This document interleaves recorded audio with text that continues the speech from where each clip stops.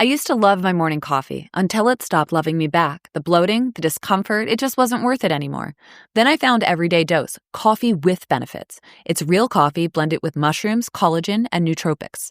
Now I get my morning ritual without the crash or the discomfort. The Black Friday sale is on. Get 61% off your first Coffee Plus starter kit, a free A2 probiotic creamer, and over $100 in free gifts. Plus, you could win $100 cash or even get your entire order refunded. Head to everydaydose.com/podcast or use code podcast at checkout. I always feel the pressure to find the perfect gift for my relatives.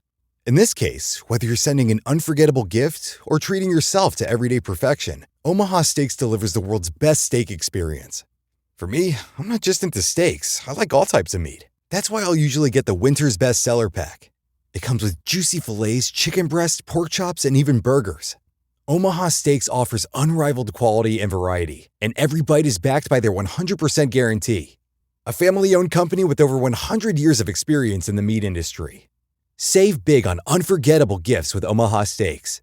Visit omahasteaks.com for 50% off site-wide and earn an extra 20% off select favorites during their cyber sale. And for an extra $35 off, use promo code YUM at checkout. That's omahasteaks.com, promo code YUM at checkout. Terms apply. See site for details.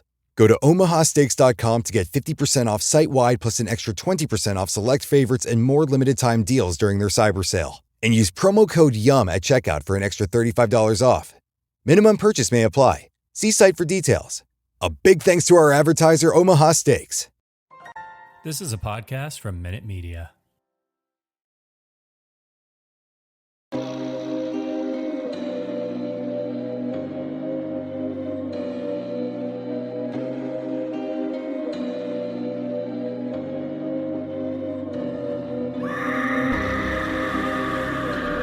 Hello, kitties. This is yours truly, the Crypt Keeper, and you're listening to Slasher Radio.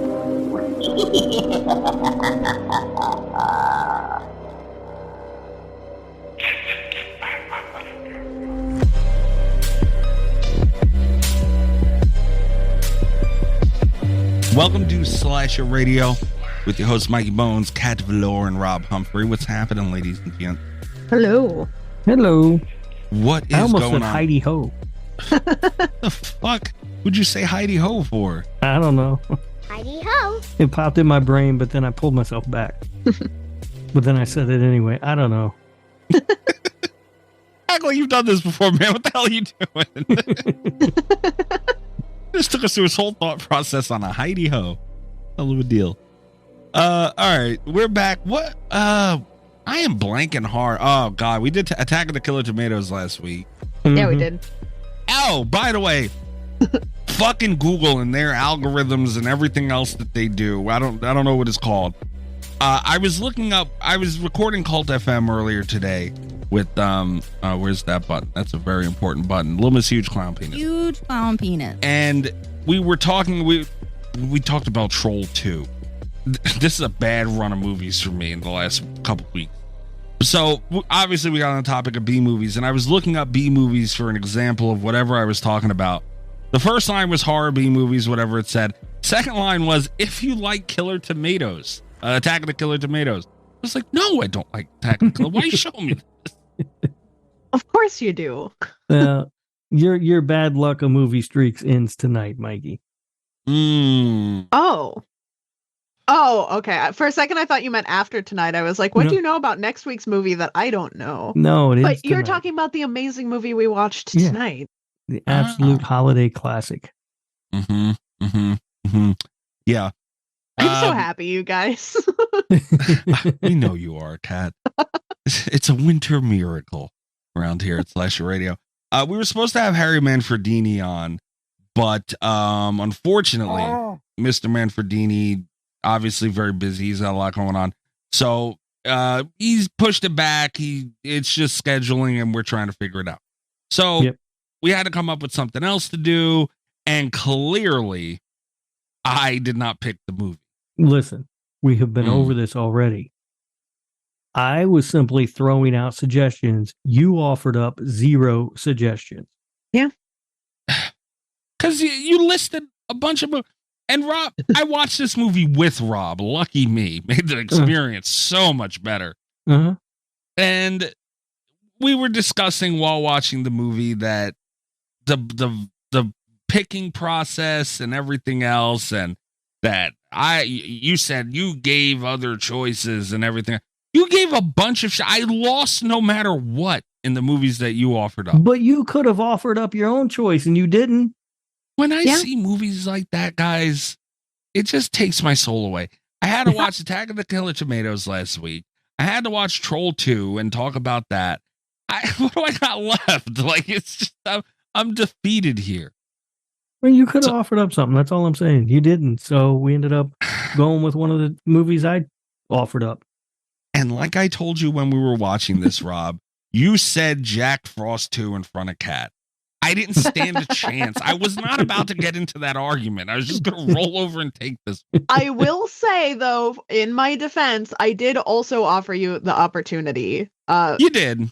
I said out loud that you could pick something or we would go with one of Rob's picks. Yep. I know you did. And I offered up some real bangers. And also, I chose the best. Mikey, you have to give this to me. I chose the best movie out of Rob's picks. No. Well, what was it? Yes. Go ahead, Rob. What were they? The other options were Black Christmas 2019. Ugh. Because I thought it'd be funny. Yeah, hold on. Go ahead. And Ginger Dead Man. Yeah. Uh-huh. And then Kat also threw in Black Xmas. Mm-hmm. I don't know what you've got against the Black Christmas franchise. And out of all four of them, I think we can all agree that this was the best one. Absolutely. Well, don't give it away. Oh, come on, man. There's no way.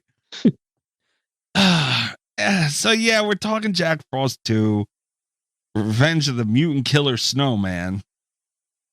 And we have a voicemail this week. We're going to get to drink roll call shortly. We got a little bit of horror news. There's really not all too much. And then we'll get into the movie. So do you guys want to start? Well, let's get through drink roll call. Actually, this is a big voicemail. Let's get the voicemail first. Okay. I'm very excited. The number, if anybody else wants to call and leave a voicemail, the number is 917-397-KILL. You've traced the call. It's coming from inside the house. 917-397-5455. You can leave a voicemail for the show. We'll air it and discuss it. And you can also send a text message. Go ahead, Rob. You send text to that? Yeah, there it is. To annoy me any further. But you can also send a text message if you'd like. We'll read it on the show and discuss it like you're about to hear now.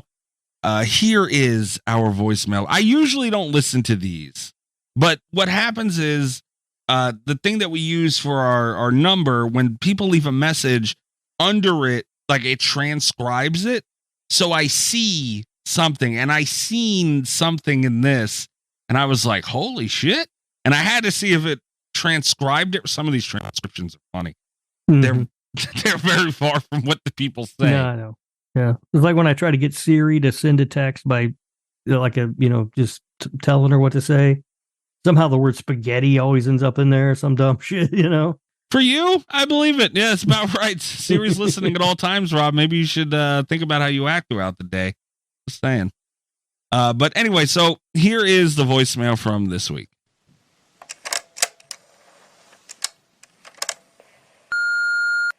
This is Jesse McIntyre, Rob's little brother, and I just wanted to say that you missed my favorite Shaun of the Dead fun fact, which was originally Ed was wearing a shirt that said "I Heart Lesbian," but when they screened it, it was too distracting, so they switched it to the "I've Got Wood" shirt.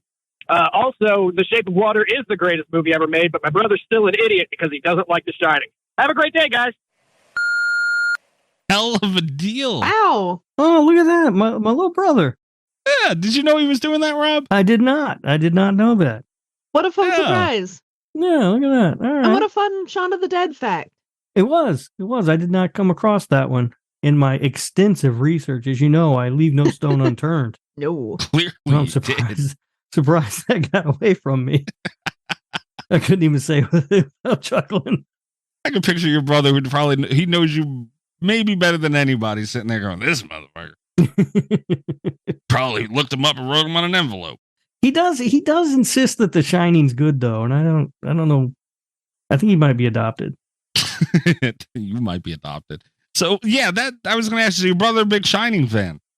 He likes it. I don't know why. He likes Kubrick movies though. Is he a horror fan in general, or? Yeah. Oh, nice. Yeah, he likes horror movies. Yeah. We've also discussed, you said that we're going to probably be having your brother on the show at some point in life. At some point, I guess, yeah, he's expressed an interest in being a guest on the show. So we could probably work that out. Absolutely. I mean, I don't know when. We got to schedule through like January at this point, but yeah, this has to happen. It has to happen. I am looking forward to that more than I should probably admit. I don't know that it's going to be the treasure trove you think it might be, but we'll see. I don't know, but it could be. And the fact that it could be is all I need. A hope and a prayer with me, Rob. It also is worth mentioning your brother also has a podcast that everybody should go check out. What was the name of that again, Rob? It's called The Good, the Bad, and the Funny. Yeah. And I would like everyone to know, I don't know how I didn't do this. Rob actually brought this up to me, and I was mad at myself for not thinking of it. This is more of a behind the scenes thing, I guess, that we joke about a lot. Mm-hmm. It hasn't made the show too often, but I listened to one of Rob's brother's shows, and they were doing a mic check that before they recorded, that they put on the beginning of their show. And I found it hysterical. And it's just been a thing. Like when me and Allie have to do, like, if we're not hearing each other correctly, we even do it on Cult FM. and this is my new button. Now, hold on. Before you play it. Well, I was just going to set it up that you sent this to me. And you just said, is this your brother? I listened to it. Like, yep, that's my brother. It sure was. And honestly, there was no question. I'm like, yeah, that's got to be Rob's brother. And this was his mic check. Ass and titties, ass and titties. Ass and titties, ass and titties, titties. Ass and titties, ass and titties. Keep going. Ass and titties, ass and titties. How does he have so much rhythm? I don't know, man. I was going to say it's catchy. It is catchy. I'm going to have this stuck in my head all week. Oh, yeah. I found myself driving down the road going ass and titties, ass and titties. So yeah, I mean, he should have been a songwriter. Oh, absolutely, man. Yeah. Yeah, I'm gonna have to get his permission for that. I don't know if we got clearance. We got to pay him? I don't know. We might have to. Oh no. Oh fuck. Mikey's most expensive button. Yeah, right. If we get him on, we're gonna have to have him do it. So then once he does it on here, we can use. So maybe we'll cut that out possibly for copyright infringement issues. And when he comes on here and we have him do it, it's ours. I don't think it'll be a problem. I know. I'll send him a message right now. All right. Well, either way, we'll do it. If we could get a live drop of it just for us, it would be even better. Yeah. An upgrade to the ass and titties button. Oh, absolutely. Ass and titties, ass and titties. The best part is the back-to-back titties. It's like ass and titties, ass and titties. Like, whoa. I didn't see it coming. Great way to start the show. But yeah, so that was cool as shit of your brother, man. I love him already. Yeah, he's a good guy. I already like him better than you. All right. Fair enough. All right, drink roll call. I'm still drinking Monster Hearts. These things, it was a big box. And I have a lot left, so probably a spoiler for next week as well. Okay. Guess. Can you guess what I'm drinking? No. Is it cheer wine? I got a can of cheer wine. Oh. All right. Kat, what about you? I am having box wine. Because I am classy. Yeah. White woman's favorite friend. I was going to have eggnog to celebrate our movie, and then I remembered this is the annual time of year where I remember how much I fucking hate eggnog. I like eggnog. I don't like it. It's too thick. I think it's gross. A little thick, yeah. I don't drink a lot of it. So I had like a fancy drink and then got rid of it immediately. So I sent a message to my brother asking if we can play it. We will probably not get a response before the show goes up. Because I also sent him a message on November 19th and never got a response. So. God damn. we're tight like that. Nice. Yeah. Called you an idiot, man. That's big points for me. Yeah, yeah. I mean, you got to realize my first impressions of this man is ass and titties. Ass and titties, ass and titties. And him calling you an idiot. He can't lose at this point. I mean, I've been called much worse things than an idiot. By him too, I'm sure. By us. Yeah, by us. All right. You guys want to get into some horror news? Yeah. I can't wait. Why are you always so good? Why? God damn you. You have an aura of you that just pisses me off. I was showing some enthusiasm. I know, but you never do. So when you do, it feels weird. I always feel the pressure to find the perfect gift for my relatives.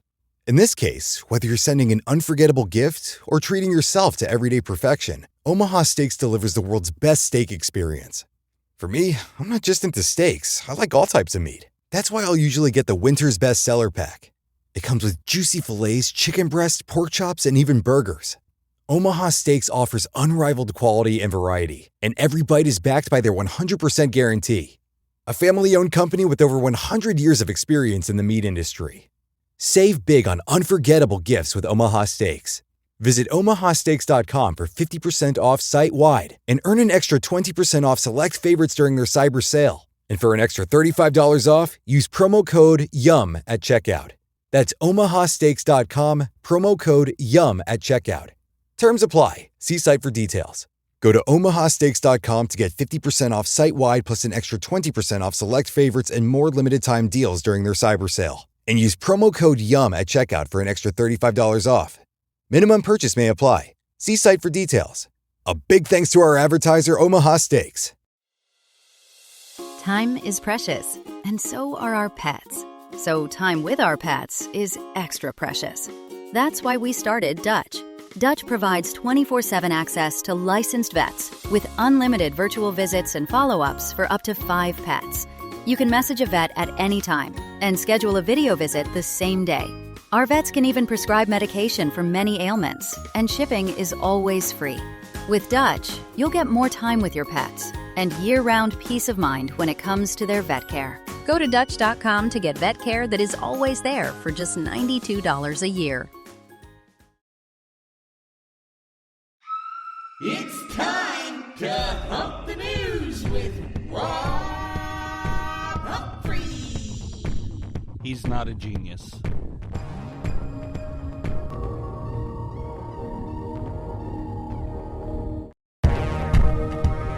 There's not a ton. I'm going to send you guys a link. Everyone listening can go to Bloody Disgusting or NECA. Yeah, making me do work. God, there's that enthusiasm again. There. NECA is releasing 20 years of House of 1,000 Corpses, and they're putting out Captain Spaulding and Otis figures. Rob, you're a figure You made guy. me do work to see this dumb shit.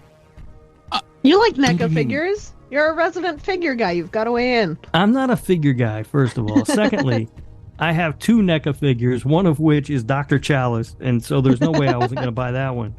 That's fair. That's 2 more figures than I have. Well, I have 3 figures. One of them's just not NECA. I don't want to talk about my figures. Okay, asking personal questions. All right. No, I'm not. To answer your question, no, I will not be buying these. Secondly, they look great though. NECA always does a really good job with their stuff. Yeah, and Otis looks cool too. But man, that Captain Spaulding is so good. Oh. I don't like. There's they show like the figures in in front of sets that they make to make them look cool and everything, and then they have the figure where it's just the figure with a white background and everything it comes with, and the Captain Spaulding one comes with a hand that's just on its own, and it's in a very suggestive. I don't like that. What can you do with these figures, man? Anything you want. Clearly. But yeah, those look really cool. So any figure fans out there, I mean, the Captain Spaulding one looks phenomenal. The Otis one looks cool. The next thing I want to talk about was the Black Phone 2. Ethan Hawke will return, and the rest of the main cast also set to return for the upcoming sequel. Great. Hell of a deal. Show enthusiasm, Rob. Come on. I'm not excited about it. Like, I think it's a bad idea. Like, the Black Phone is a perfect standalone horror movie. It doesn't need a sequel, and it's going to have to be a prequel, right? If Ethan Hawke's back. Yeah. I mean, spoilers for the Black Phone, but... unless Ethan Hawke has an evil twin.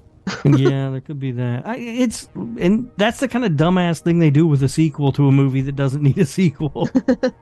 Yeah, but you know what, guys? Honestly, and I love the Black Phone. Especially, I love it the most out of us on the show. So I'm gonna stick up for it. I mean, this prequel doesn't really hurt this, depending on the direction they go. Obviously, it doesn't really hurt it much because they could pretty much make the same movie of him abducting a kid. Just they did it before he got this one. I think that's kind of the problem, though, is that like they'd be making the same movie. Yeah, but I feel like you could do so much. Like, he apparently was way worse to the other kids. Well, that's what I want to watch.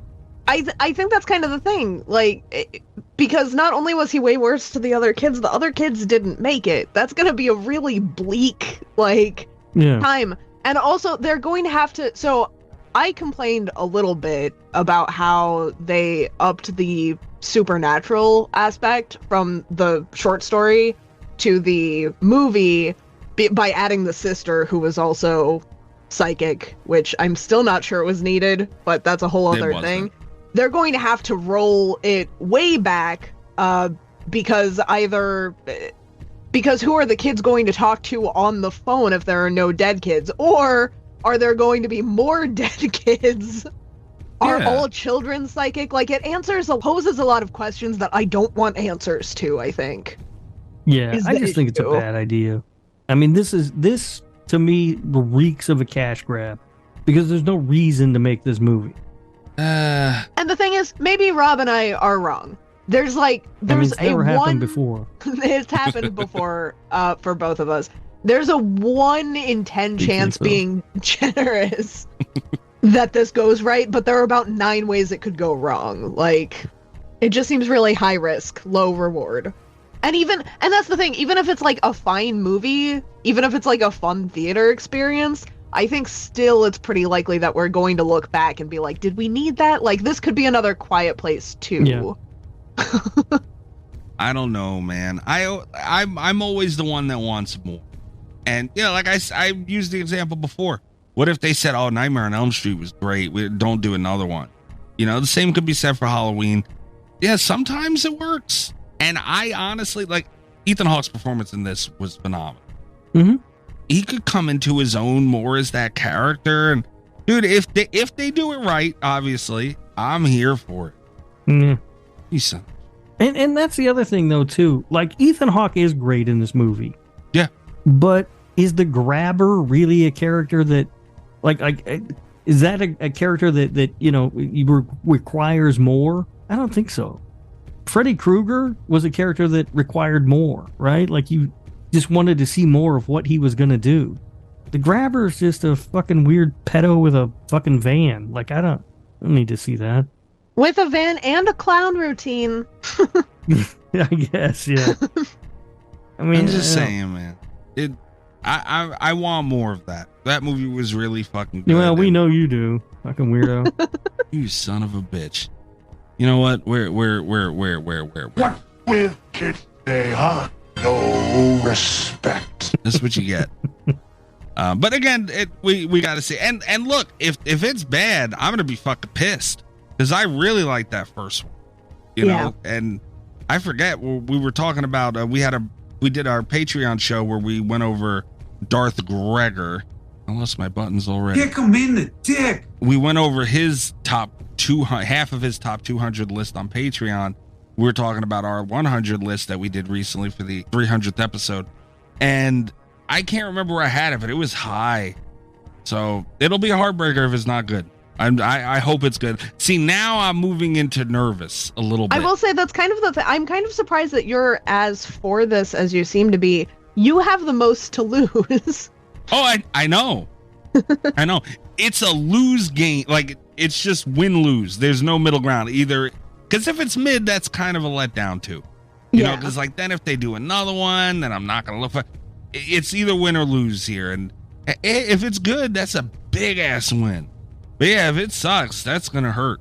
So we'll see what happens. And just to like sum this up, just on the record, I would like it to be good. My hopes are non-existent, but I'm not like rooting for this to be bad. I'm going in hoping to be pleasantly surprised, and obviously I'm going to watch it. Yeah. You know, they have me. I mean, I'll see it, but I'm not expecting much.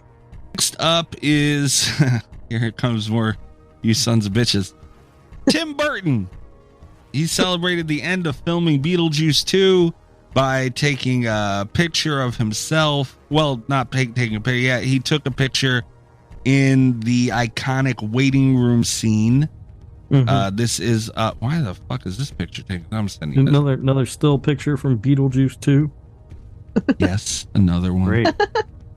I sent it to you guys. Everyone else can go check out Bloody Disgusting. We're at Tim Burton on Instagram. I mean, look, it's not saying much because, you know, this is Beetlejuice 2. They have a bunch of money behind it. Tim Burton involved. It was going to look great, you know, aesthetically. So it looks great, the waiting room. Does it? What is going on Tim Burton's Instagram? What? I didn't look at the rest of it. When you scroll down, the suggested photos are like all over the goddamn place. There's a lot of... What the fuck is this shit? Okay, Tim. Like the Pee Wee Herman one, sure. The Wednesday one, sure. Yeah, but this alien... But there's an alien, there's like an action figure, there's like a Momo challenge mask, and then I don't know what the fuck this thing is. He's holding up a football jersey with his name on it. I've got to start following Tim Burton on Instagram, I think is the takeaway from this story. Some wild shit going on over there. I mean, yeah, look, all right, so he's sitting in the waiting room, fine. I mean, that's not going to be in the movie, I hope. No. But, you know, like I said, it's not a huge win because if you're doing Beetlejuice 2, it better fucking look good. So, but it's just, I don't know, it's good to see that again, and it's, I'm looking forward to Beetlejuice. I'm not a big fan of Beetlejuice to begin with, and this sequel's going to suck. Why? Why can I have shit with you? Why? I'm just saying, it's gonna suck. Why are they making a fucking sequel to Beetlejuice in 2023? I mean, it's because stupid. they're out of original ideas and they want money. At this point, just remake Beetlejuice. Good Lord. You know what? No, here's the thing. I would be up for not like a straight remake, but they did do Beetlejuice the musical. I would take the film adaptation of the musical. Yeah, Kat, now you're just being silly. I would. That's a lot cheaper than me finding my way out to New York to see the musical.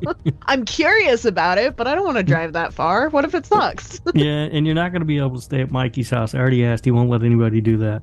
I told you could stay at my house, but you got to sleep on the couch with the dog. Wrong with that? He's a cute dog. All right, the last thing I have to talk about, and I don't know how much you guys know about this, but I am super interested.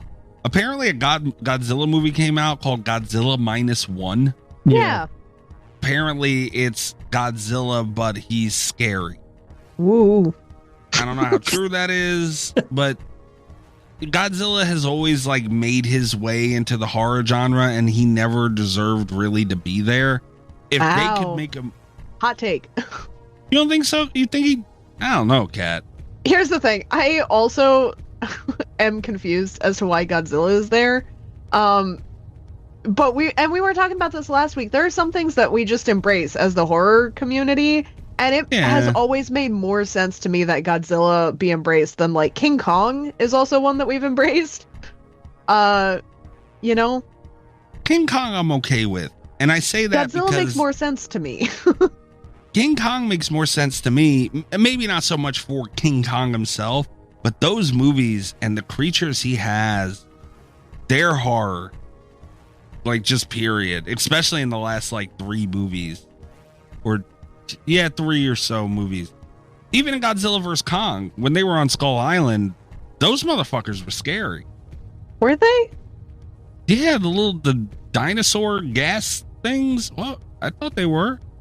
All right. I always like the comic movies because they're true creature features, and Godzilla is just like a bunch of white people until you see Godzilla every now and then, and it's I can see him being embraced, creature design and all those things, but the movies themselves are nowhere near horror. So I don't know. I can see him being there. They're not horror movies to me, but I've always wanted, like, man, I would love to have a Godzilla movie that's actually scary, and maybe we have one. Yeah, I don't know. Godzilla's kind of confusing because I think there's like 2 or 3 different like timelines happening with Godzilla, all at the same time, and so this is not part of like that timeline of Kong versus Godzilla or whatever the fuck that shit was. No. It's a Japanese film, I guess, and I don't know. I don't know much about it. I won't see it probably. Really? Yeah. I'm not a check big like the kaiju's just not my thing. Like I'm just not really into it. Me either. But I'm a sucker for these Godzilla movies. I'll sit and watch them. I usually don't rewatch them, but I'll give it a try. And that's all I have for news. I have to hit my damn button. Hit the button. Have some fun.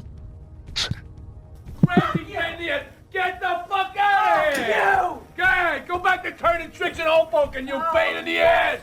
It's the Godzilla The Godzilla Mystery Corner. New feature. Gabagooli Mystery Corner -1. This is where all of our listeners anonymously send in Italian memes making fun of me for being Italian. There's no horror Italian here. I don't know why we're doing it. But apparently we're lined up for quite some time. Lucky me. The memes are up on what? Oh, I was gonna say, we're doing like a throwback. This is one of the first ones I got, and it keeps getting pushed back. I'm trying to clean out the folder because I got a new phone. So before I download a bunch of new Gabagool memes into my new phone, we're trying to clear out some of the older ones. So look at fancy the cat with her fancy new phone. I don't know if it's fancy. You could just delete them, right, Kat? If a year has went by, they've probably given up on their shit getting in here. Huh? The memes are up on Patreon, and this is a good one. We try and describe them on the show. Let's take a look at shit. It's fucking stupid. You say that every time. Not every time. This one's fucking stupid. It's captioned "How Italian Rappers Record," and it's a picture of a recording studio, foam and stuff on the walls, and got a microphone on a mic stand, and what looks to be Beats by Dre headphones, possibly. And the headphones are on someone's hand doing the old capiche sign in front of the fucking microphone.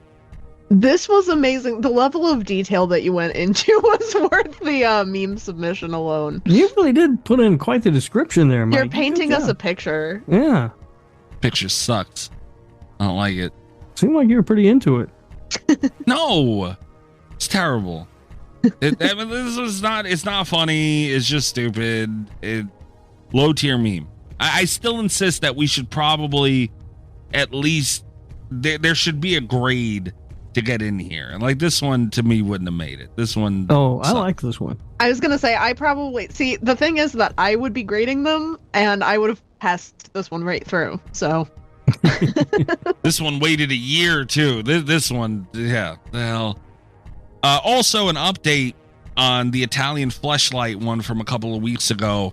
Oh yeah. The investigation still ongoing. I don't want to call it an interrogation. It sounds aggressive, but I spoke with EyeRChris. Hell of a deal. There it is. He was a little resentful that I accused him. He denied having involvement, and I don't think I believe him, so he's still a suspect. Among others, Chris, I don't want you to think it's just you. Yeah, there's others. I do feel like this investigation has been largely focused on Chris, though. I'm not gonna lie to anybody here. It has been. All right. And Chris he's a meme guy. He every time. We also have a Discord. Every fucking time someone interacts in our Discord or posts something in our Discord, well, not every time, maybe a good 75% of the time, Chris will react to. You can have reactions on the messages, and he reacts with the fucking pinched finger emoji with the peach hand for no reason. I mean, that's pretty par for the course for our Discord. It has nothing to do with anything Italian. It's just peach hands. Like, what the fuck are you doing? That's just a symbol of solidarity at Slasher Radio. Yeah, Chris, you like making fun of Italians. You're a fucking meme lord. You're a suspect, man. Whether you like it, I mean, you got to admit, you're a prime suspect. Yeah, he denied it and was pretty insulted, but the investigation is going forward. Chris is still a suspect, and I maybe shouldn't even disclose this information, but we had to bring out the big guns, and the Oompa Loompas are getting them. Oh, no. Oh, wow. We haven't had them in a while. Yeah. I know, you guys did this to yourself. The Oompa Loompas are out, so good luck. Hope you're all happy. Did you guys know that Tony Danza has appeared in one Academy Award winner for Best Picture? No. He was in 2004's Crash. Ow. Rob. Kick him right in the dick. Why? What's that? The Danza stuff. Why? It's a Tony Danza fun fact. Yeah, I know it's not a fun fact. It's an annoying fact. Nobody cares. People care. It won Best Picture. Tony Danza cares. I don't even think Tony Danza would give a fuck about that. Honestly. I don't even think he would find himself this interesting. The fact that every week we have to talk about him. I don't even think he would want to hear it. He's had quite a life. That's for certain. I did burn a fun fact earlier this week, Kat. Oh, no. I know. But I had to do it because Allie has a thing on her stream where you can do a text-to-speech and a little hand comes out and reads it. So I had to put a fun fact, a Danza fact in there. It was a good one, too. I kind of wish I'd saved it for the show. It was the fact that he almost always watched the television series 24 with Liza Minnelli. Oh, that's a good one. Isn't that nice? You just did it on the show now. But no, that doesn't count really as I was telling Kat about the one that I already did. Yeah. It does count. I forgot you did that. Kat wasn't there. She needed to be clued in. I need to be filled into these things. He's got to get the whole story of the patron saint of Italian Americans, Mikey. Can you imagine one day he's writing his autobiography and he has to include the Tony Danza fun fact bit on Slasher Radio? Yeah, this is bullshit. I don't like this at all. I forgot you did that, by the way. Yeah, I'm playing Dead by Daylight, Cat, trying to survive, run for my life, and all these things, and I got to hear that shit. That's like a really rooting you on, you know? You were being watched over by the patron saint of Italian Americans. That's right. Anyway, are we done now? Finished? Yeah. I'm done. I don't know what you're waiting on. We'll be right back with Jack Frost 2. You gotta say the whole title. Revenge of the Mutant Killer Snowman. Thank you.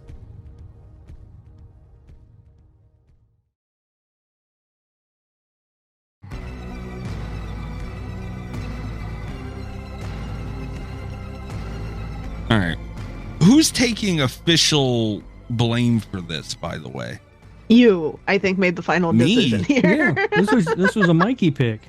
No. You gave me a list of movies you knew I would hate. I have no say in it. I have no say in the outcome for me. It's going to be horrible either way. Either way, we're doing this. I don't know who gets the blame. I'm not taking blame for this one. This one. There's no blame anyway. It's really credit. No one has to take blame. Someone gets credit. Yeah, I think that's true. Who would like credit for this movie? I would argue Mikey gets credit for this movie because he chose it, Mikey. But round of applause? No, no round of applause. All right. Does anybody want to go first with opening thoughts? Yeah, I'll go. I enjoyed this movie. It's a lot of fun. It's I don't think it's as good as the first one, but I think it's a solid a sequel, a solid follow up. Like I think it's right there, kind of close to that same level.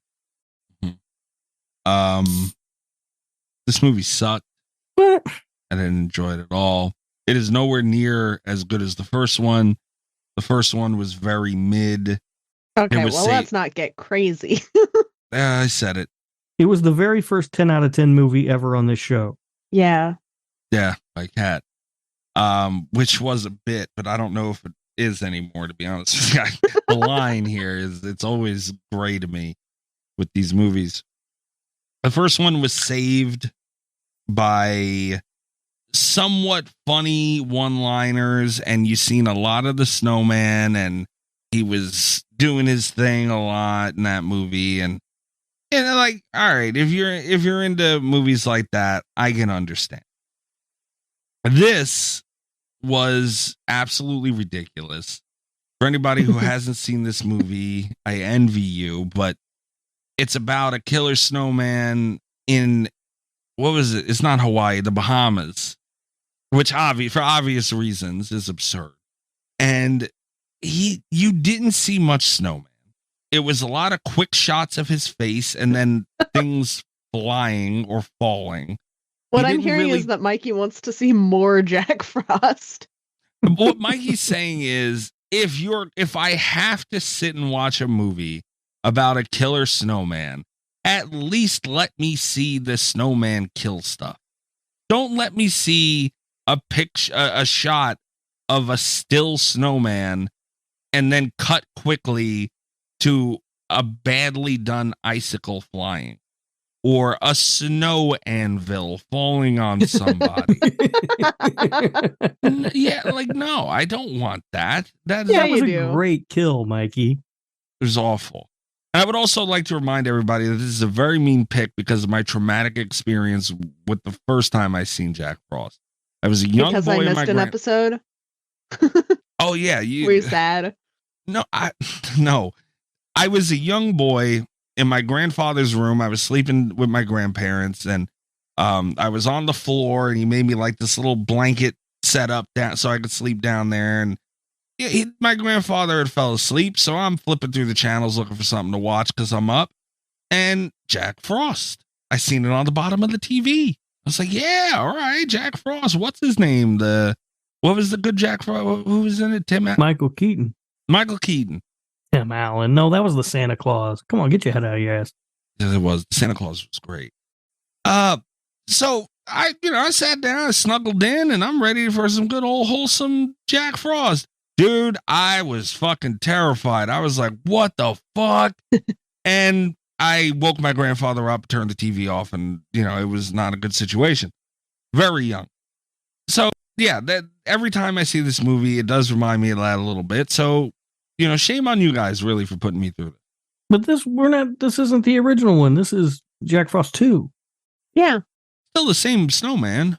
Revenge of the Mutant Killer Snowman. It was the same guy. And you just said that you didn't see him in this movie. But if I have to sit and watch it, at least give me what you're billing me. At least give me that. Like, if I have to watch Rubber, good example, horrible movie, but at least I seen a tire killing shit. Was I happy about it? No. But at least you gave it to me. All right. Well, Rubber's amazing, but that's a different topic. I love this movie. It's fantastic. It does everything that a sequel should do. I will say it's not quite as good as my favorite film of all time, Jack Frost. But those were just unreasonably large shoes to fill. And this one really tries, I love that they were trying to, that it's like, how do we up the stakes for the Killer Snowman movie? And they're like, obvious answer, we put him in the Bahamas. Like, that's great. They make sure that the antifreeze doesn't work. Yeah. They up, it's like a new thing that they have to find that kills the snowman. There's an explanation for it. I will say the one-liners, like the snappy Jack dialogue one-liners, aren't as good, but this movie does have incredible dialogue. Like, I really appreciated some of the other quotes from the movie. The kills were great. We didn't get to see, like in the first one, they had I almost called it a Muppet. They had kind of like the hand puppet-esque Jack Frost mask with the teeth that we saw get utilized for a lot of the motion shots in the first one, and we didn't have as much of that in this one. But we did have really cool kills. I liked the anvil. I liked the metal to the face. I liked the tongs through the eyeballs. Like, we had some really cool kills in this, and we also had some really cool shots in this one that I think they didn't quite fill the void of seeing less Jack Frost. But I think they were like some creative workarounds. I really liked when the photographer was killed and we got to see the falling snapshots of that. Like, it was a cool shot. They did some inventive stuff in this one. And I'm pretty impressed with it overall. I was extremely bored throughout half of this movie. This movie took quite something. It was way too much of these people who are not interesting, nor are they good actors. And it just was flat, boring, and they're running around. It had I Still Know What You Did Last Summer vibes to it, big time. This had to be parodying I Still Know What You Did Last Summer, right? I think it was a nice homage. Like, homage. And I mean, like, yeah, the ridiculousness picked up on this, maybe the last over a quarter of the movie, but come on, man. This thing, you guys can't even admit that the first half of this movie dragged. No, they had, first of all, amazing opening where he's talking to his therapist. Oh, yeah, that was great. Jack Frost. Like, that was just great. And then you can call some of the characters boring. Like, I didn't care so much about the wedding arc. No one cares about that. There were like a lot of filler characters, but the Colonel and Captain Fun. Oh, Captain Fun! I wanted to punch dead in his face. And Manners. The Manners was amazing. If I am sitting, Rob, you can attest. This pissed me off. If I am sitting anywhere and at a table, especially if I'm alone and I'm looking like I'm not in a good mood, if this motherfucker came over and acted all jolly and chipper and happy like that, he should have got his ass whooped. He's jumping in people's beds. He's doing all this. I hated him. I did not like him at all. Least favorite part of the movie. Go ahead and make your jokes about me hating someone named Captain Fun. All you want. But he literally hates fun. I hate Captain Fun. That is for sure.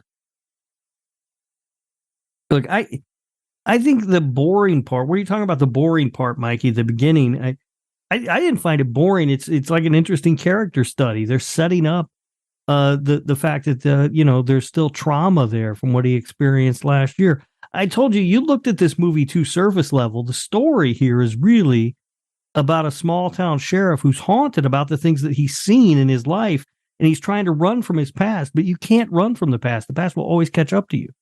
The past is in your DNA, Mikey. Yeah. It was way too much time on that. And everything was, what about this? What about last year? What about last year? What about, like, okay, we get it. I didn't need 50 examples of it just throughout the fucking talk about last year a couple times, show that the one dude's still scared, and move the fuck on to get these dumbass kills by a still standing snowman out of the way. That was my thought on it. Like, it's just way too much that I did. Like, it's a killer snowman movie, man. I'm not looking for character development. Like, what the hell? I mean, that's like saying you didn't like Halloween 2018 because Laurie Strode talked too much about the time Michael Myers attacked her. It's exactly the same. Yeah. But it wasn't just her in different sets talking about the same thing. She mentioned it at the beginning. Well, she didn't even mention it. Her family did. And then she mentioned I don't know, man. It kind of feels like she mentioned it a lot in the movie. Well, I'm saying that first, her family talked about it, and then you built up to seeing it in the restaurant when she freaked out. Then she's like, it was actually building something there. This is just this guy sitting there sulking, going, but last year in the Snowman, like, fuck me, man. Just let me see the Snowman kill things. He sort of gets bailed out on that one by being right, you know? Yeah, of course he's right. The movie's named Revenge of the Mutant Killer Snowman. Yeah, he's going to be right. Hey, you know, I thought this movie was really clever. And, I thought it was good. I thought it was fun. Snow Anvil. Clever.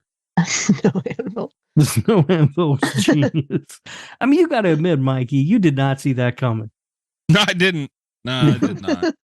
And, once again, another example of a movie showing me something I've never seen before. This movie showed me a lot that I had never seen before. You cannot say this was unoriginal. Certain things, sure, no.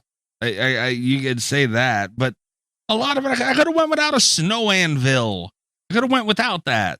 No, I don't think so. The one kill I'll give it, the one kill that I will give this thing was when he turned the water frozen on that girl in the pool. Whatever, you gotta get over him being able to do that. Sure, I'm not even really too mad at that, because then they just kept doing it, and it's like, okay, how could he survive in the Bahamas? Well, he could just make everything frozen. Okay, but the freezing the girl in the water, or the water over the girl, that was kind of cool. I'll give it that, and that's it. It gets one other thing later on, but that's it. No Anvil, Mikey. And that Snow Anvil, really, I did not like that. And the tongs? The tongs were cool. The head exploding? No. Oh. No, I won't. All right. There was something else you liked about this movie, I know. There's one other thing. You love the little Jack Frost babies. Look, if they would have did a movie of just those snowballs, I might have been in, but they didn't. Like, like those were adorable little fuckers. Like, he hatched out of that snow goo, and he said, "Dada," and Captain Pain in the Ass was so happy, and then he said, "Kill Dada," and I was like, "Oh shit!" Like, all right, those little bastards were adorable. It was so funny. They put him in the waffle iron. He popped up. He had all the grates on him and shit. Fair enough. Those things were pretty cool. See, classic movie. I wouldn't use the word classic, no. It's full of classic movie moments. Like, I named two. Yeah, the snowballs were cool. But see, we got to see the snowball. We did get to see the snowballs. And we've seen them in action. Not at all times. Sometimes they were just still snowballs making noises that didn't move at all. I can get over that a little if it, because it's adorable and it's fun. The snowman just standing there and not moving constantly. Like, I don't know what change. They must have spent their whole budget on little snowball fuckers. Right? Worth it if they did. I think they spent their whole budget on going to the Bahamas. Probably. They just wanted to go to the Bahamas on vacation, and they said, let's make a movie while we're there, I think. But yeah, man, honestly, that was a big drawback for me, that Jack Frost really didn't do shit.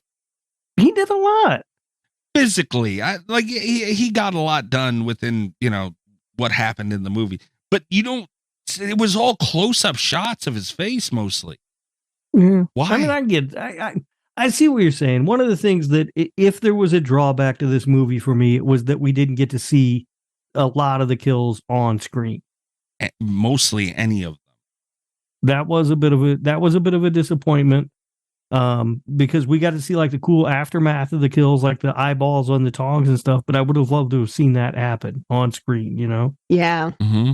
Yeah. It wasn't quite graphic or gory enough, but it's still a good time, and it's a solid follow-up to Jack Frost, I think. No. The first one, again, at least the first one was fun. Like Kat mentioned, his one-liners were better. He actually did shit. He was moving around, fucking shit up. All right, cool. You give me that, and you can make me laugh. And yeah, and they had good kills that were on screen in that first one. Mm-hmm. I don't know what happened here. I'm guessing budget. I don't know. Yeah. I doubt I'll be able to see Jack Frost. The other problem with this movie is every time you look it up, you get that fucking other one. I don't think we're going to be able to find. I couldn't find a budget anywhere. Okay, there. Or box office, but I'm guessing it didn't go to theaters. Yeah, thing. What? Oh, never mind. I was going to say it had a quick clip from like a little blurb from Wikipedia, and I seen 30 million. But the whole sentence is $30 million on this movie. Somebody out there is $29.5 million richer than they should be. The full sentence is another film he wrote had a $30 million budget. That unfortunately makes more sense. Yeah. Oh, wait. While Jack Frost was made for, quote, it's in quotes, the cost of its catering budget. Wow. Yeah, so that's what I'm saying. I don't know if this movie had less money. I would imagine, in all seriousness, they spent it on the little fuckers. But that could have been a mistake. And I'm not saying to not have the little fuckers, but like balance it. Maybe do less of the setup that you don't need, and throw more Snowman in there and end with the little fuckers. Yeah, maybe. Yeah. What do you think of the big twist at the end, Mikey, that it wasn't really the antifreeze all along? It was fucking stupid. Oh, it was pretty brilliant. I mean, they completely flipped the story on its head. Oh, yeah. Because when that antifreeze didn't work, you're thinking, well, how are they going to stop him now? Yeah, they had that elaborate setup to cover the antifreeze in like a tarp or whatever it was that was white, so the Snowman would think that's what it was. Because he didn't move the whole movie. And that's the time he decided to fucking walk a little bit, and he walked right into it. Well, look, if there is a time for him to move, it's got to be then for him to spring the trap. Understood. But he is watching them this whole time and followed them to the Bahamas to do this, and he didn't see them set all of that up. Well, maybe he did. Maybe he just knew the antifreeze wouldn't stop him. It was a display of power, Mikey. Yeah, it's a power move. I don't know what else you want me to say about that. It was. I guess that got us the little snow fuckers, though. Yeah. So I can't be too mad at it, I guess. But yeah, I understand what it sounds like when I poke at stuff like that for a movie like this. But like, come on, dude. They could have did anything. Right, but what they did do was awesome. I disagree strongly. I mean, I don't want to sound like a broken record or anything, but Snow Anvil. Mm-hmm. Snow Anvil. That's what we needed. You say it sarcastically, but I think it was what we needed. Right. Like, I will never forget that. Me either, unfortunately. So I took one note for this movie. Mm-hmm. Okay. And it was, you can tell where I got invested in the movie because I quit taking notes. I wrote down Jack be nimble, Jack be quick, Jack gouged eyes out with candlesticks. And then that was the last note that I took. I got invested. Yeah, his nursery rhyme at the beginning was quite clever. It was good. Yeah. And that was funny, Mikey, with the therapist and the guy, everybody was so listening in and stuff on speaker. That was funny. And the therapist accidentally says, "Tell us." Yeah. He's trying not to laugh. I mean, that's funny stuff. No, I didn't find it funny. I just didn't. What about 20% chance of frostbite? 100% chance of death? No, I didn't. The one-liners were horrible. It was like they were trying to get, I don't even know, like Freddy Krueger mixed with whatever the fuck. It's like, it just, and the first one, that part worked. The one-liners were pretty good for what they were. I can see my house from here. But it was a decline all the way around in this one for me. And you're putting in the Bahamas in the first place. Like, why the hell would you do that? What about when he turned himself into ice cubes so he could be rubbed on that model's nipples? as smart as that was to do, like if I could do that, I wouldn't be opposed to doing it. But okay, whatever. I don't. What am I supposed to say about that? It was ridiculous. I mean, there's a lot of funny stuff that happened in this movie, and you're shortchanging it. No, the movie shortchanged me. Ooh. Is the problem. I do wish we had seen a little more on-screen death. Yeah. I'll give you that. And yeah, it is a little weird that they sort of move backwards in that area. Yeah. And I don't quite understand why. It had to have been a budgetary thing, is the only thing I can figure. But I think that they bailed themselves out a lot with just sort of clever ideas and writing. It didn't bother me. I disagree with everything. Even the part where I said they took a step backwards? Yeah. Well, no. That I agree with that firmly. I understand how that. It had to be the snow fuckers. It had to be, because like that's expensive to do. Yeah, like that was honestly my biggest my biggest issue, dude, was the fact that it moved backwards the way it did, and that was a big drawback. Because the character, like the snowman in the first one, he was the best part. You didn't care about anybody else in that movie. No, Shannon Elizabeth. Well, yeah, all right, fair. But you just wanted to see him kill people. That was it. And I mean, people died in this, sure, but it wasn't that same way as the first one. And like that's all this movie has, the Killer Snowman. Like, I don't give a shit about anything but the Killer Snowman. And you didn't give that to me. So that's the biggest crime. Well, I think you didn't care about any of the characters. No. I mean, clearly not Captain Fun. We know you hated him, but what about Manners, though? Yeah, Manners was awesome. No. And the couple, we know they were getting married. That couple should not get married, by the way. They should not terrible for each other. And again, the sheriff with the backstory and everything. He wouldn't even let him go over there to give her a hug. He didn't ask for nothing. Yeah, like we asked for a hand job or something. They just want to hug me. Let him give you a hug. Nope. Nothing. But yeah, I mean, we get taken on the psychological journey of the sheriff and all that. Nothing for you? No.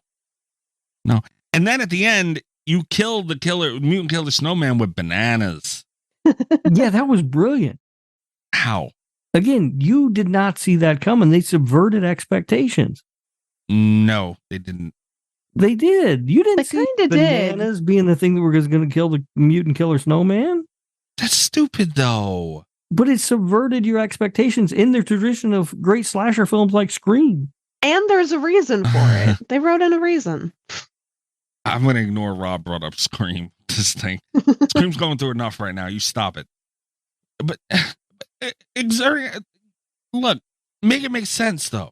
It made sense. It did make sense. No, it's not good. Like, it's ridiculous. Bananas for a snowman? Why?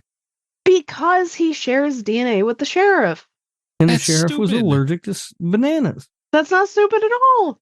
He shares DNA with a person. He's a snowman. It's science, Mikey.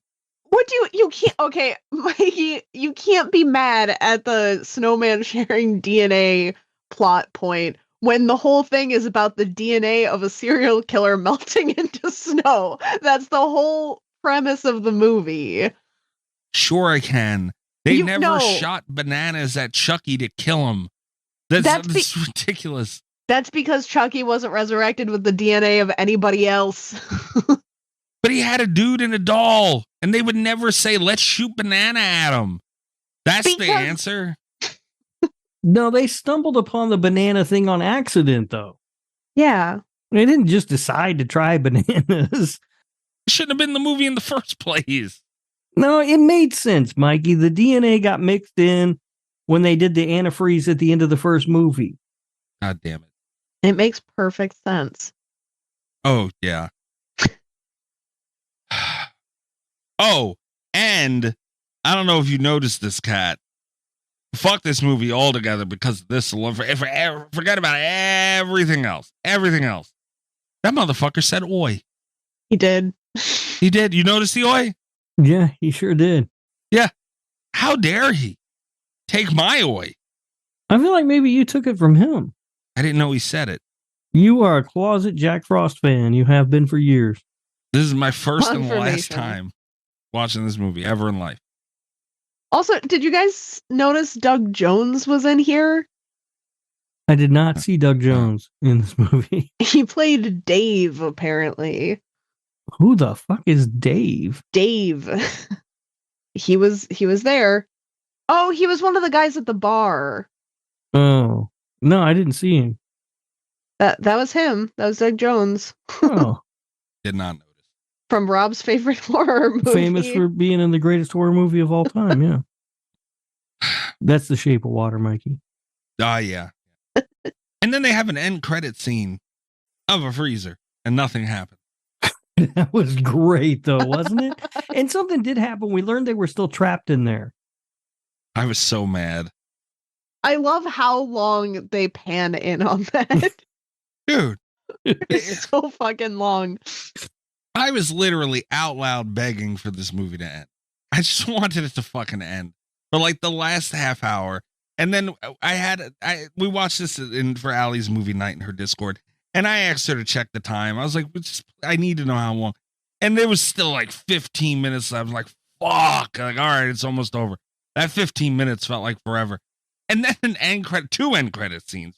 The Snowman was Godzilla, let's not forget. Yeah. That happened. He was Jackzilla. Yeah. Whatever he was. So that happened. And then there's another one. And I'm just like, oh my God, fucking please be over. So I'm sitting through that for nothing. Not for nothing. It was a great scene. Right. We learned that they were still trapped in the freezer. Nothing happened. This is the kind of movie where they don't leave loose ends just lying around, Mikey. They tie everything up in a nice little bow. Oh, that's what they did? Yeah. Otherwise, you wouldn't have been able to get to sleep the other night. You'd have been sitting around thinking, what happened to those people? Well, now we know they're trapped in the freezer. I have put zero thought into this movie since I got done watching it until we had to talk about it. And I can promise you, when we're done talking about it, it's gone forever. Until you rewatch it. No, this is the first and last time. I no longer have to watch this movie ever. Ever. Have to.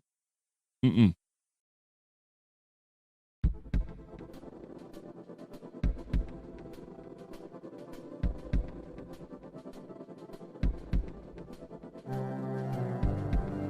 I'm out of notes. I don't know if you guys have anything else to say on this thing. No, I think I pretty much hit everything I wanted to say. Genius movie. Doesn't quite reach the level of the original, but genius. It's very good. Uh-huh. He's Portnoy singing out. Piss me off. All right. Do you want to move into reviews and whatnot? Yeah, I have some really troubling news about the ratings for this movie. This did not do well on the tomato meter, guys. Really? This has a 0% on Rotten Tomatoes.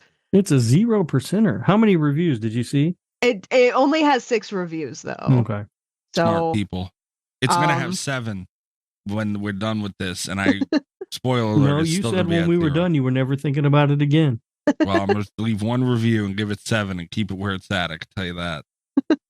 The audience score though is 29%. So we have a nice jump there with over 5,000 ratings. We're building in the right direction. We're going in the right direction. IMDb continues the positive trend with 3.6 out of 10. And I'm sure our /radio score is going to be higher than that. I'm sure Mikey's not going to ruin this for anyone. I would never. So we have some reviews for this one. Okay. Pulled from IMDb. This one makes me happy. This one kind of sounds like it's threatening me. And I like it. Good horror movie. I know that this has not I know that this is not as good as the first movie of Jack Frost, but still it is a great movie. It is very scary! Exclamation point. It has great acting! Exclamation point. It also has a great storyline. Period. It also has great special effects. Period. See it. Period. It is a great movie. I like the energy of this one. They nailed it. Yeah. Did you write that, Mikey? No, I do have one in here that I'm pretty sure Mikey did. Right. Oh, okay. We're coming up to that one. We have, for our first bad review, I pulled a few good reviews and a few bad reviews because they were all pretty short.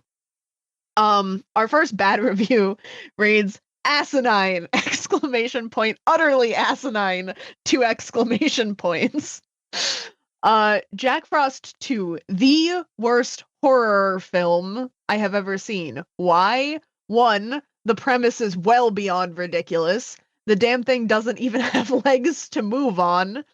3. It didn't move. What the fuck do you need legs for? The damn thing. The damn thing. See how mad this person was. 3, it escapes after being completely submerged in antifreeze, parentheses, first film. 4, get this, it travels across the ocean on salt water to a tropical island to get revenge on the sheriff that did him in the first film. Did him? What? I didn't see that the scene. science of this thing. You think I fucked that snowman, Rob? What the hell? The dirty snowman fucker. 5, in quotation marks, killer snowballs. I have yet to get drunk enough to see Ginger Deadman, so as of the writing of this, Jack Frost 2 holds the distinction of being the stupidest horror, quote-unquote, film ever, even surpassing the inaneness of its predecessor, if you can believe that, parentheses, period. They're so mad. There's so much anger. There's so much anger in this review. What did you think when you started Jack Frost 2, Revenge of the Mutant Killer Snowman? Someone had high hopes for this. I like this guy, man. That's a good person right there. That damn thing. That damn thing. Yeah, how stupid would it look if you built a snowman that had legs? It didn't move anyway. It didn't matter. It didn't need legs. Fucking thing stood still the whole movie. We have 10 out of 10 masterpiece. Oh. Give me a second. Man, oh man, this movie was a masterpiece. I loved both films, and there are lots of blood and gore. Excellent kill scenes and excellent acting. That's the full review. Okay. Finally, somebody gets it. He gets it. Mm-hmm. Here's the one.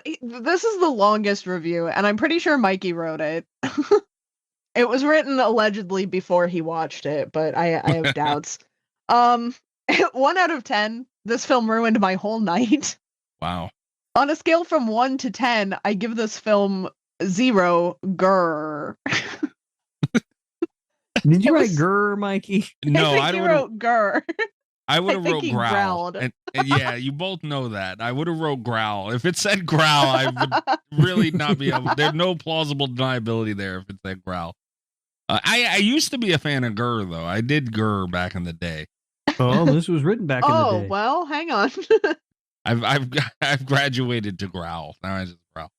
Good review though. It was so crap.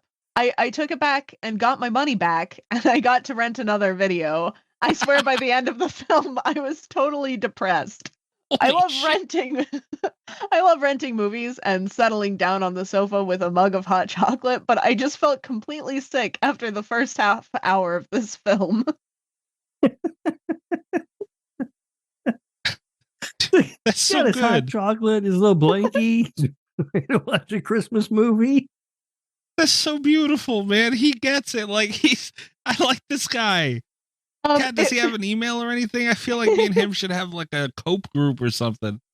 He does not have an email, unfortunately. Damn it. He does finish the review with, believe me when I say this, you should, by all facts I have just mentioned, anyway, stay away from Jack Frost 2. Even Scooby-Doo is better. Oh, well, hey, now, let's not talk bad about Scooby-Doo. Like, No. Scooby-Doo. Even Scooby-Doo is better. Scooby-Doo's good. I picture him sitting on his couch, though, with like a little blankie pulled up, and he's got his hot cocoa and a Santa hat on, and all the lights are off except the Christmas tree. And he's ready to watch a nice Christmas movie. And then he starts Jack Frost 2. This one, we have the no rating for this one, so I'll let you decide whether this is in favor or not of Jack Frost 2. It's titled Still No Real Snow. Ooh. But then again, it is a B movie. Just as good, tacky as Jack Frost 1, and no snowman rape scenes. Which is true. The series, like many B movies, takes that next step after Killers and adds son of, in this case, tons of killer snowballs. This actually works quite well. The characters are stereotypical to the max. I'm happy to report that the annoying kid from the first one is not present at all. But of course, the goofy monster Jack himself takes all the cake. Unlike many sequels, actually better than the original, which, let's not get crazy. Yeah, no. I mean, that's a little carried away. And the snowballs, the little baby fuckers took cake here. I mean, come on now. And our last one, 10 out of 10. This movie rocks. 4 exclamation points. Someone's excited. Someone is in the Jack Frost 2 spirit. This movie has everything typical horror movies lack. Although some things are far-fetched, we are dealing with quantity snowman engineers. The only preview I can reveal is that I can't wait for Jackzilla. Dare I say, Oscar winner. This is the perfect date movie. I advise all men for a nice romantic surprise to see this movie with that special person. What? Whoa, wait a minute. Hold on now. Hold on. Wait. I have to stop them there because hold on. All right. There is no way you're getting anything after you take a girl to see this. No way. I don't know, man. Perfect date movie. No. And this is coming from somebody who pulled a little something watching Leprechaun in the Hood.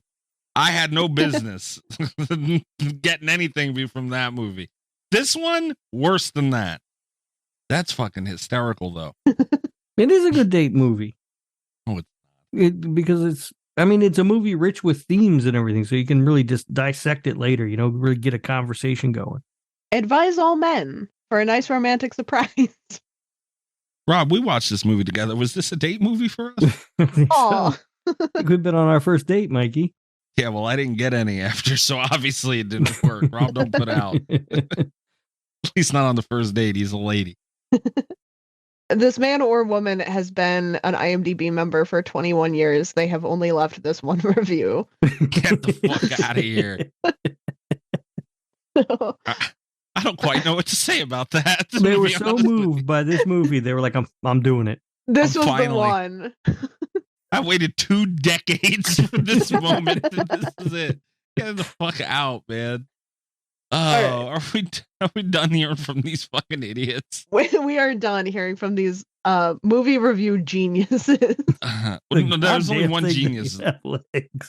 Could you imagine? Where did this guy rent that movie to where he bitches like, I want my fucking money back?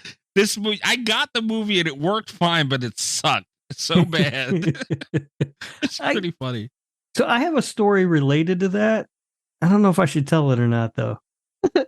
Yes. Uh-oh. All right. It's not that bad. So when I was in college, there was a video store we used to go to. It was called Top 10 Video. And it was, like a lot of locally owned stores that had like the little saloon doors you could go through where they kept the cartoons and stuff back there, I assume. Yeah. And we were in there one night renting some movies. And there's this guy who comes storming in. He's this big biker looking dude. And he's yelling at the guy who worked at the counter that he wanted his money back and he wanted a rental for free because this movie said it had sluts in it and there were no sluts in it. Oh my God.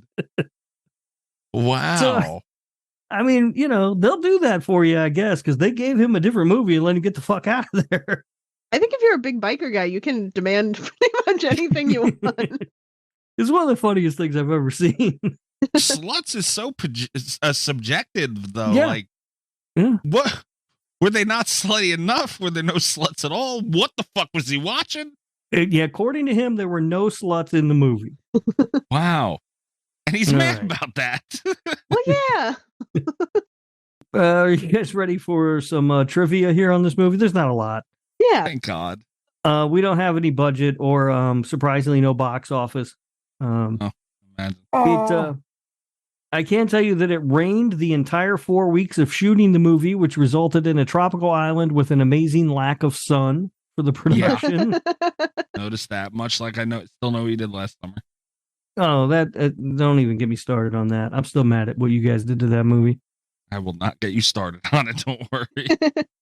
The subtitle, Revenge of the Mutant Killer Snowman, was added so that people wouldn't think it was a sequel to the family film Jack Frost starring Michael Keaton. They had no problem the first time around with that confusion. They're still having problems with that now. God damn. This was nominated for an award. What? Hopefully not a Razzie. In 2001, at the second annual Golden Trailer Awards, this was nominated for Trashiest Trailer. I would imagine that was the second annual one was the last one that they did. Maybe, I don't know. And finally, in December of 2016, writer and director Michael Cooney revealed that there were plans for a third film in the series, which would have featured a giant Jack Frost known as Jackzilla. The film would have picked up a decade following the ending of the second film, with a giant Jack Frost letting loose on a city, causing destruction and mayhem. He expressed interest in making the third installment due to an advancement in special effects, and he would be happy if someone would be willing to help him make it, as it holds a special place in his heart. But so far, we have not gotten Jack Frost 3 Jackzilla. Blumhouse, get on this. Yes. And as I said in our episode for the first film, if I ever win Powerball, I will give this man the money to make Jack Frost 3. Wonderful. Yeah. You'll cover the catering, is what you mean? That's what it costs. Yeah, clearly. Because I also want to see Jackzilla. I would love to see Jackzilla. Yeah. Well, that's it. That is trivia. Yay. All right. Portnoy time. All right. You guys want me to go first? Or you want me to go last? I think you should go first.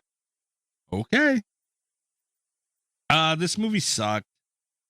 I gave the first Jack Frost. Oh, we got to do a B movie thing for this too, huh? Yeah. We did My it for the score's first exactly one. the same.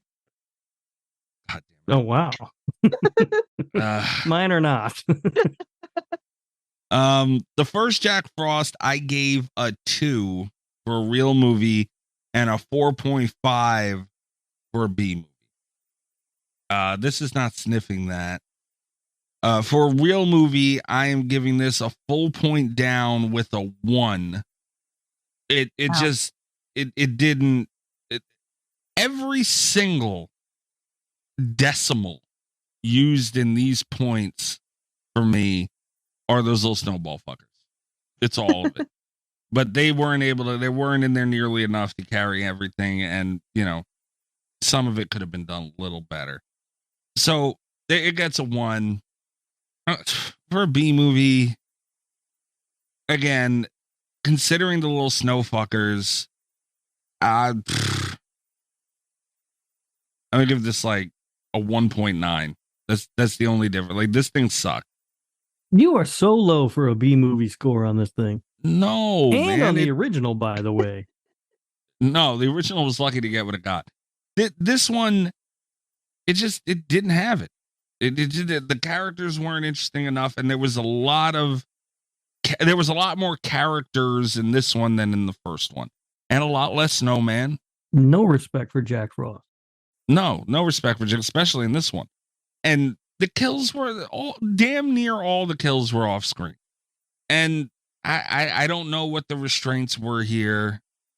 That's what it's getting. This was not enjoyable. Damn the both of you. Unbelievable. Mm-hmm. All right. Well, I looked at this movie when you consider the little snowballs and you consider the way it subverted expectations and you consider the backstory and the trauma that our main character has been through and how he's trying to run from his past, this to me was Gremlins meets Scream with a dash of A24. I fucking hate you. I really I enjoyed this movie. I thought it was a lot of fun. It has some issues though. I do wish we had gotten more on-screen deaths. I would have liked to have seen a little bit more of that. And yeah, Mikey, the Snowman could have moved around a little bit more. We saw him do it in the first one. So I would have liked to have seen more of that as well. I don't remember what I gave the original one. I don't think that this one is as good, but I don't have access to the spreadsheet to look at my scores. You guys never gave me that for some reason. You have it on the first one. You gave it a 2.3 for a regular movie and a 7.6 for a B movie. Okay, so my scores actually line up pretty well with that. As an actual real movie, I can't give this more than a 2.1. It lacks a few things, but as a B movie, as a good time, as something that I want to sit down and watch, it's a 6.9. Oh, for Christ's sake. I think that this carries the torch of my favorite movie of all time, Jack Frost, very well. It has some flaws. It's not perfect, but regardless of it being a real movie or a B movie, I'm giving it an 8 and will not be taking further questions at this time. Thank you very much. What? 8. For both of them? Uh-huh. Okay. All right. Rob. I have no questions. You have no questions? You gave it a 2.1, man. Look, I get it. I feel like having heard my scores for the original Jack Frost, I feel like those were a little low. Then I'm a little concerned about that more than I am my scores for this one. I did not like this one as much as I like the original. And clearly Kat didn't either. She gave this one an 8. Yeah. She gave this one an 8. She gave the original a 10. Yeah. I had the largest drop actually between the two. So, but with Mikey's scores, this had no shot of being approved. No. Mikey single-handedly messed this one up. Yes, he did. You guys could have both given this 10s and it would have been approved. I don't know what you guys expect. Like, what do you think you're going to get out of this? This is what it is now. God. So next week, we're going to be having our Christmas movie. And then the week after that, the patrons, it's going to be another Patreon pick. And it's going to be another, okay. Here's what we have coming up, actually. Next week is our Christmas movie. The week after that is going to be a patron Christmas movie. So we're going to do kind of like we did last year, where it's our Christmas movie versus theirs. Right. And then after that, we had kicked our ass last year, by the way. Thanks to you. And thanks to me. You picked Lake Alice. I did not.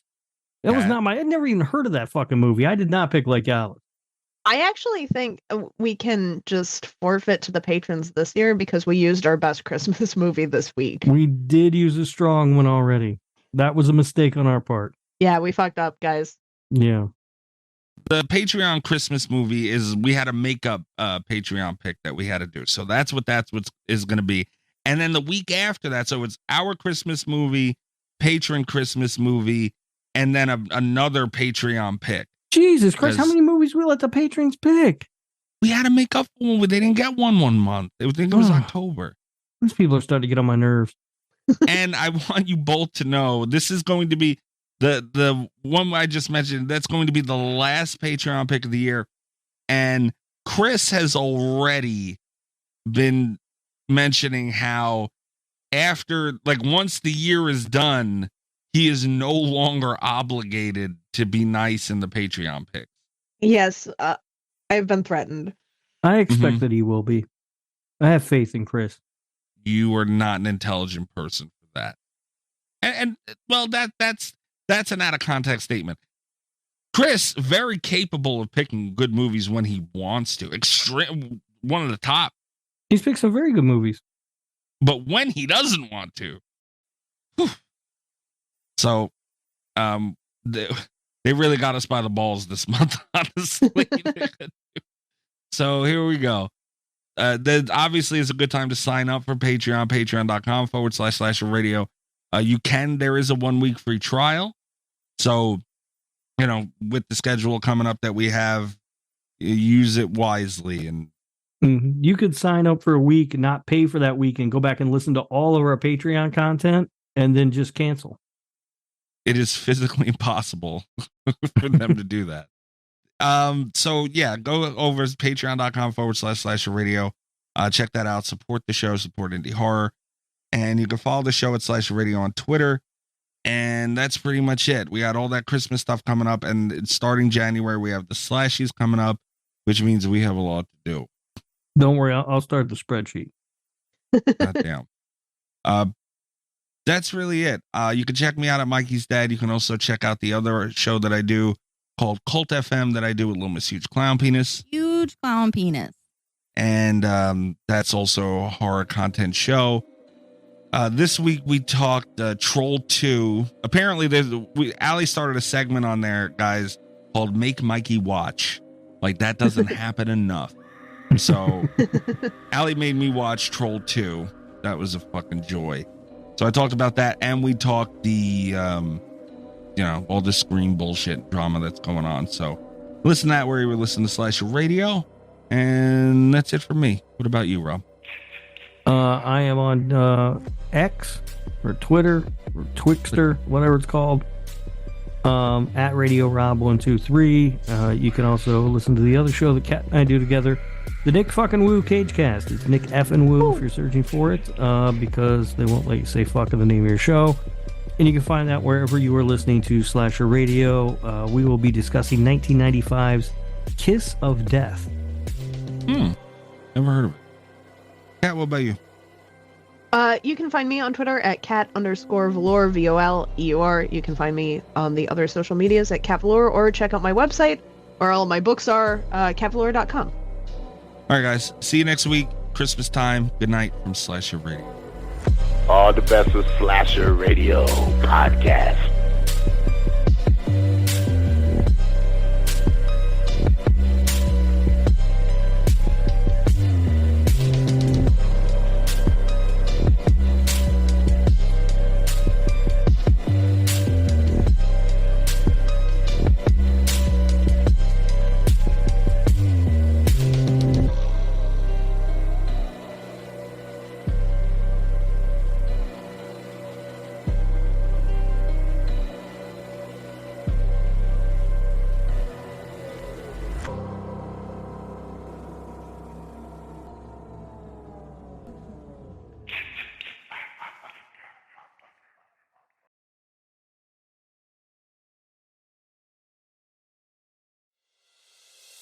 Time is precious, and so are our pets. So time with our pets is extra precious. That's why we started Dutch. Dutch provides 24/7 access to licensed vets with unlimited virtual visits and follow-ups for up to 5 pets. You can message a vet at any time and schedule a video visit the same day. Our vets can even prescribe medication for many ailments, and shipping is always free.